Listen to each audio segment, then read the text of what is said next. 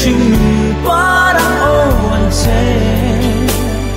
len rua lung du te pamu eng dang do lo di le sinh parang oan se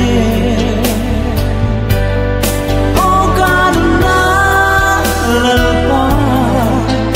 ahar nge I kong zo zen